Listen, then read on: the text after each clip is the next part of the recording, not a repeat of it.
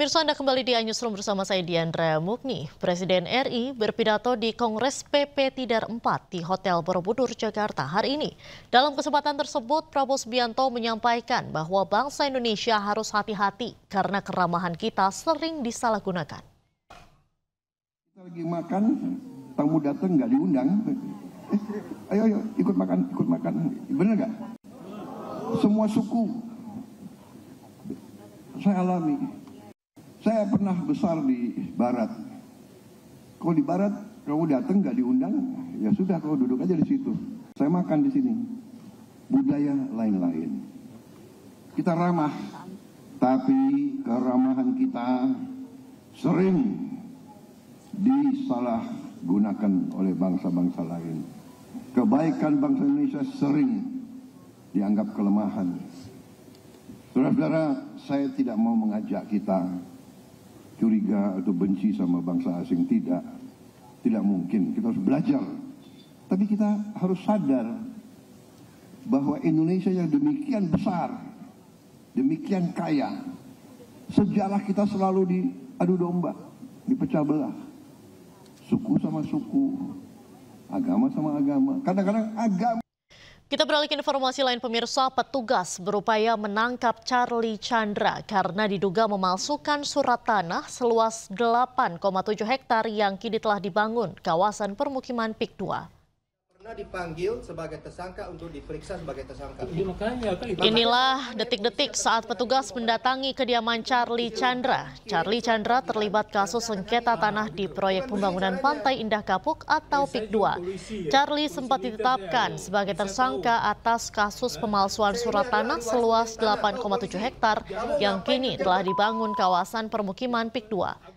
Polda Banten kemudian menerbitkan surat perintah penghentian penyidikan atau SP3, namun kemudian penerbitan SP3 dibatalkan oleh Pengadilan Negeri Serang.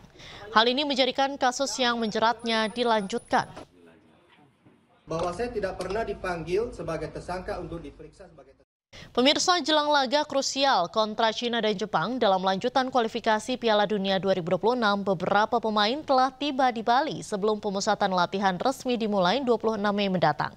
Di antaranya Marcelino, Asnawi, dan Elkan Bagot.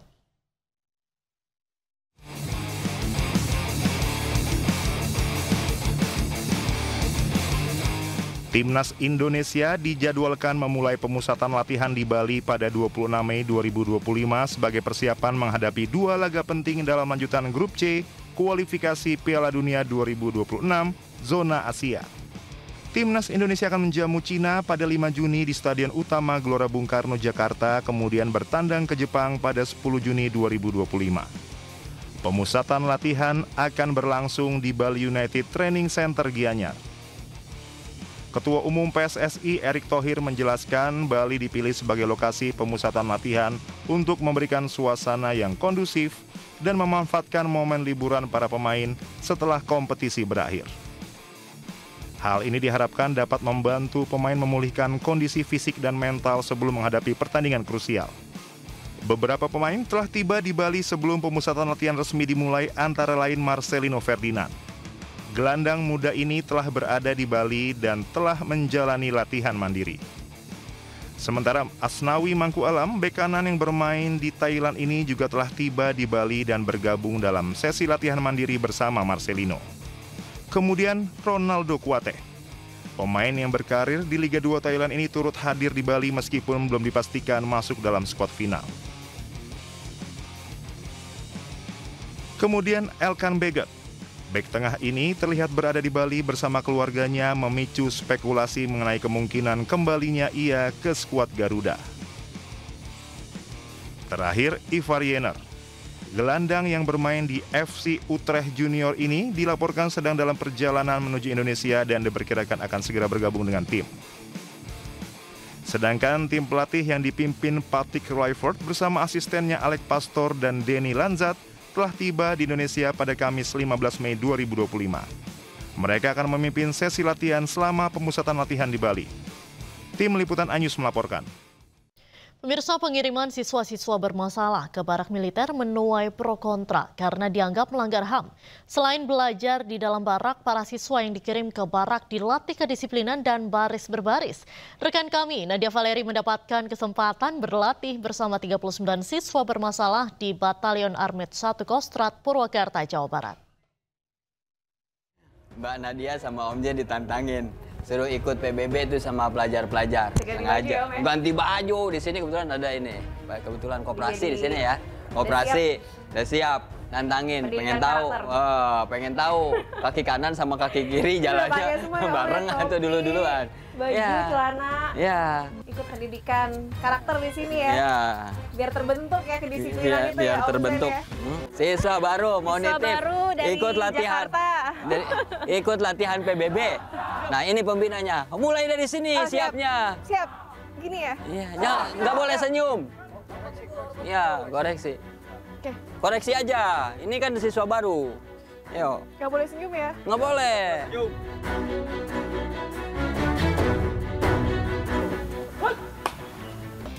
Ini harus dilatih, harus? Siap, harus. Harus. Karena jalannya masih ngenyot, ada pernya. Masih begini-begini.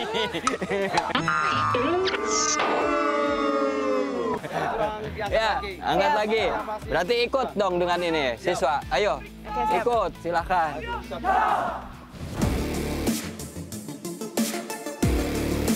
Turun. Lapor, siap menghadap. Setelah ini masuk ke barisan. Kerjakan.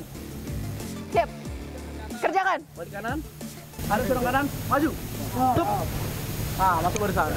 Mana komentar yang langsung kasih teman? Ya, pemirsa, saya mau ikut baris berbaris tadi. Disuruh laporan dulu. Susahnya nahan untuk tidak untuk lebih konsentrasi, untuk disiplin. Tadi semua diajarin gimana saya harus siap, gimana saya harus berkata apa setelah dibalas oleh komandannya. Di sini ada komandan di sini. Jadi semua harus dilakukan sesuai dengan arahan personil militer di lokasi. Saya akan kembali masuk lagi ikut pelajaran baris berbaris di sini.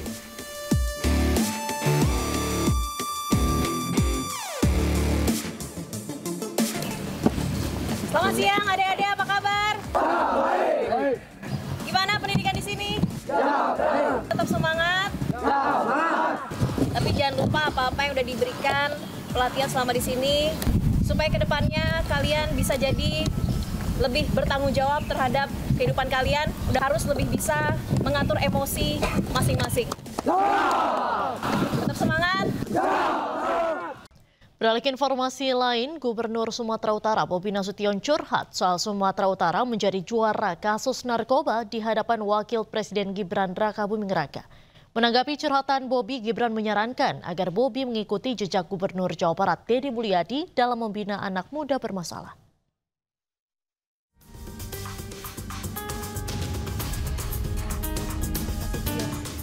Gubernur Sumatera Utara Bobi Nasution mengungkapkan bahwa Sumatera Utara masih menjadi provinsi dengan kasus narkoba tertinggi di Indonesia. Curhatan Bobi ini disampaikan di hadapan Wakil Presiden Gibran Rakabuming Raka saat memberi sambutan pada penutupan Muktamar ke-15 Persatuan Umat Islam di kantor Gubernur Sumatera Utara pada Kamis kemarin.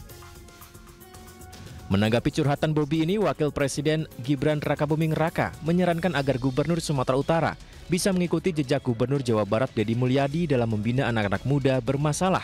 Namun Gibran menyebut bukan dikirim ke barak militer, melainkan ke pondok pesantren. Bapak Wakil Presiden Republik Indonesia, Bapak Gibran Rakabuming, beserta Ibu Selvi Gibran Rakabuming, ada persoalan yang sangat mendasar yang di Sumatera Utara kami masih menjadi pemenangnya Pak Wapres dalam beberapa tahun terakhir ini sampai dengan nggak salah saya di tahun 2024 dan 2025 ini kami masih jadi pemenangnya, yaitu adalah kami masih menjadi provinsi nomor 1 dengan penyalahgunaan narkoba di Indonesia Pak Wapres. Ya, tadi Pak Gubernur mengeluh masalah narkoba, ini PUI bisa digandeng ini Pak Gubernur.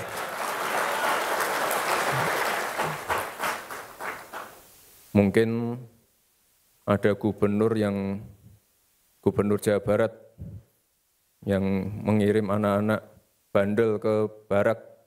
Nah, ini bisa dikirim ke pondok-pondok pesantrennya PUI mungkin.